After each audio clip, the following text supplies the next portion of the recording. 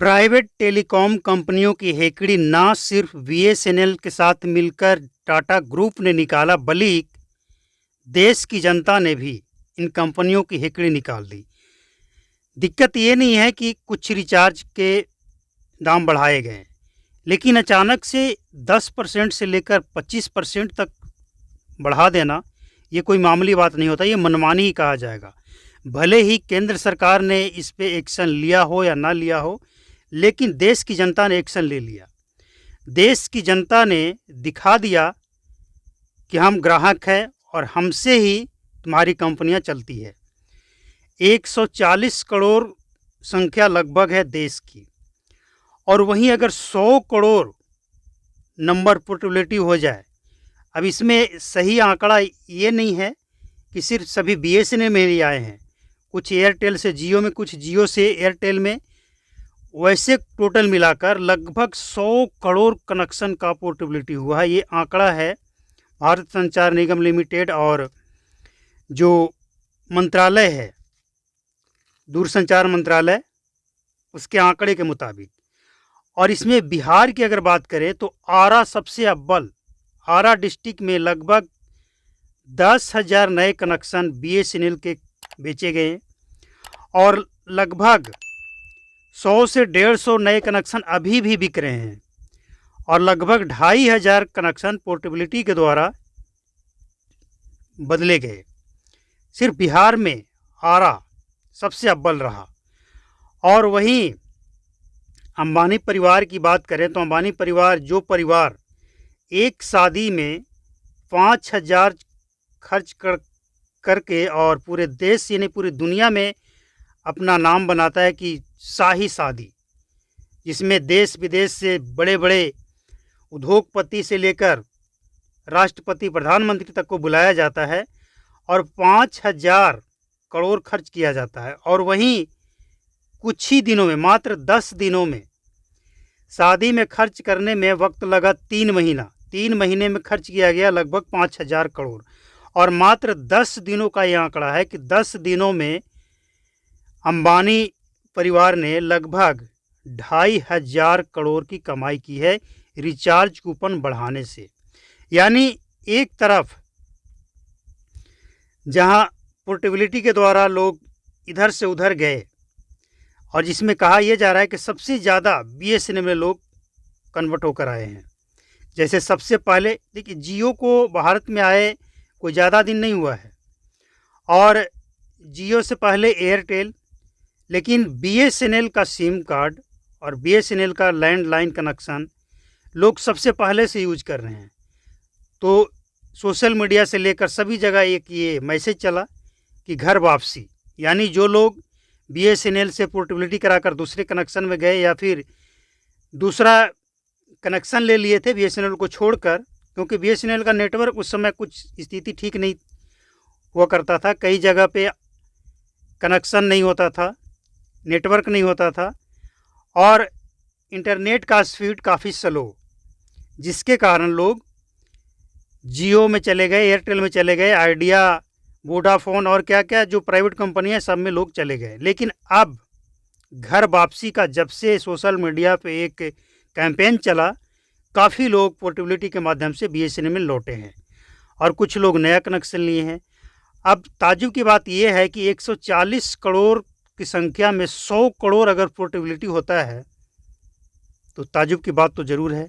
लेकिन ऐसा इसलिए क्योंकि कई लोग ऐसे हैं जो डबल नंबर, ट्रिपल नंबर, यहाँ तक कि कई लोगों का ऑफिस का नंबर अलग, घर का नंबर अलग, और अगर 1 से 2 ऑफिस है तो सबका नंबर अलग अलग। इसी तरह से कुल मिलाकर लोग 100 करोड़ लोगों ने पोर्टेबिलिटी करा ली है। तो प्राइवेट कंपनियों की मनमानी और प्राइवेट कंपनियों का बढ़ा हुआ मन पे देश के लोगों ने अच्छा ब्रेक लगाया है।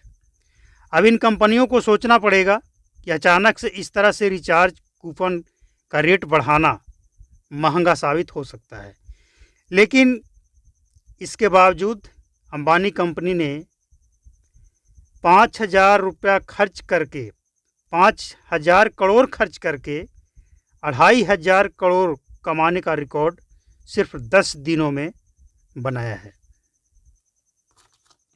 तो ये रिकॉर्ड भारत के अंदर का ही है। लेकिन पोर्टेबिलिटी के माध्यम से जो लोग जियो छोड़कर दूसरे नेटवर्क में गए, इससे एक सबक मिलता है कि आप रिचार्ज बढ़ाएं। हर चीज़ का महंगाई हो रहा है तो रिचार्ज का भी महंगाई होना चाहिए, लेकिन 2%, 5%, ज़्यादा से ज़्यादा 10%। लेकिन अचानक से 10% से लेकर 21%, 25% तक बढ़ाना ये सही नहीं है। ये देशवासियों ने एक मैसेज दिया है और हम समझते हैं ये बेहतर मैसेज है प्राइवेट कंपनियों की मनमानी का। और इस समय BSNL के पास एक बहुत बेजोड़ ऑफर है कि वो अपनी नेटवर्क को, अपना टावर को, अपने सिस्टम को दुरुस्त करे और गांव-गांव तक, हर शहर, हर कस्बा तक अपना कवरेज को पहुंचाए, ताकि देश का पैसा सरकार के पास आए और सरकारी खजाना मजबूत हो, जिससे लोगों के लिए, देशवासियों के लिए इसका इस्तेमाल हो। और अच्छा रहेगा ना, BSNL अगर भारत संचार निगम लिमिटेड तरक्की करता है तो ये सरकारी कंपनियां हैं, लेकिन सरकारी कंपनियां होने के बावजूद सबसे पीछे, सबसे निचले पायदान पे BSNL था। और जिस तरह से लोग BSNL की तरफ अपना रुझान किए हैं, ये BSNL के लिए और भारत सरकार के लिए एक बहुत बढ़िया ऑफ़र है कि BSNL को सबसे ऊपर लाएं, नेटवर्क को अच्छा करें, ताकि जिस तरह से लोग BSNL से जुड़े हैं उनके आशा उम्मीद को सरकार पूरा करे। और BSNL अगर आज इतना पिछड़ा हुआ है, इतना पीछे है, तो इसके पीछे का कारण है BSNL में काम करने वाले कर्मचारी। इतने निकम्मे और लापरवाह कर्मचारी हैं BSNL में काम करने वाले कि किसी ने अगर BSNL कनेक्शन ले रखा है और उस इलाके का नेटवर्क में कोई प्रॉब्लम है और फ़ोन कीजिए आप, तो कहा यह जाता है कि 1 सप्ताह लगेगा ठीक होने में। तो कोई क्या 1 सप्ताह इंतज़ार कर सकता है? वहीं प्राइवेट कंपनियों का अगर नेटवर्क ख़राब होता है तो 24 घंटे के अंदर ठीक कर लेने का दावा किया जाता है और कर भी लिया जाता है। लेकिन BSNL में ऐसा नहीं था, इसीलिए लोग BSNL छोड़े थे। लेकिन अब जिस तरह से लोग BSNL की तरफ अपनी रुझान दिखाए हैं, अपना मन बनाए हैं BSNL में पोर्टेबिलिटी के द्वारा आने का, तो BSNL लोगों के उम्मीदों पे खरा उतरे। और उम्मीद है कि ना सिर्फ पुराने टावर को सही किया जाए, पुराने सिस्टम को सही किया जाए, बल्कि नए सिस्टम को भी अपग्रेड करके और नए टावर को लगाकर भारत के हर गांव, हर कस्बा तक कम से कम 4G की सेवा पहुंचाया जाए। और जिस तरह से टाटा ग्रुप ने BSNL का दामन थामा है, ऐसा लगता है कि बहुत कम समय में ये टारगेट पूरा कर लिया जाएगा और काफ़ी तेज़ी से 4G के ऊपर काम चल रहा है। और जहाँ पे पहले से नेटवर्क था वहाँ पे और मजबूती के साथ 4G का नेटवर्क और इसके बाद 5G का नेटवर्क, और जो कमज़ोर बस्ती जहाँ पे कवरेज नहीं काम करता था वहाँ कम से कम 4G पे ज़ोरदार काम चल रहा है।